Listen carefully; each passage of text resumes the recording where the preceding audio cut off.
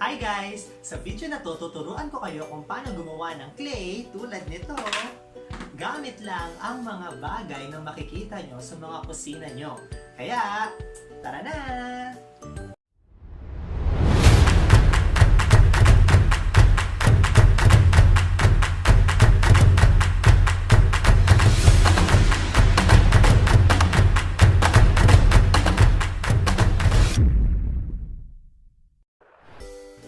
Ang mga kakailanganin natin ay harina, asin, food color, mantika, at tubig. Yan. So, ang una natin gagawin ay lalagyan natin, kukuha tayo ng 4 na kutsara ng all-purpose flour. Yan. So, yung natira, pwede nyo gawing pancake. You're so sweet. Ang susunod ay lalagyan natin ng 1 kutsarang asin. At lalagyan natin ng food color. Kahit anong kulay ang gusto nyo ngayon, lalo tayo ng blue. So, mas marami, mas makulay syempre. At haluin lang natin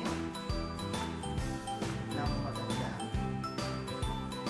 At ilalagay na natin ang tubig.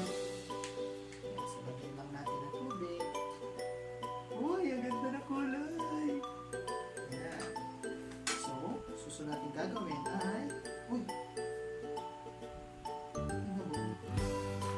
Atin lang siyang hahaluin tulad nito gamit ang ating mga gamit.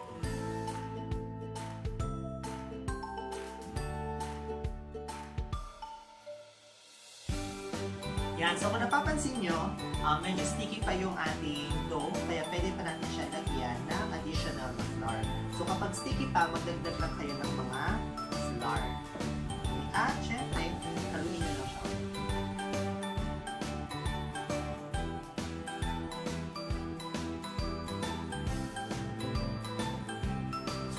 Yan. Kung napapansin nyo, medyo okay na yung consistency ng ating clay.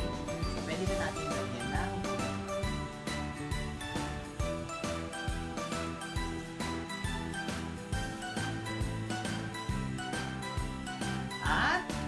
ayan na! Meron na tayong clay! So, pwede kayong gumawa ng iba't ibang kulay nito. Kung anong gusto ng anak nyo, ayun yung pwede nyo gawin. So, mas maraming kulay, mas maganda para mas marami silang magagawang activities. So, kanina, meron tayong ginawa, kulay violet.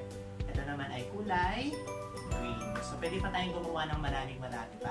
Kaya, hanggang dito na lang! Maraming salamat po sa pagsama sa akin sa coffee session na to. Huwag po natin kakalimutan na masayang mag-aral sa bahay. Paalam!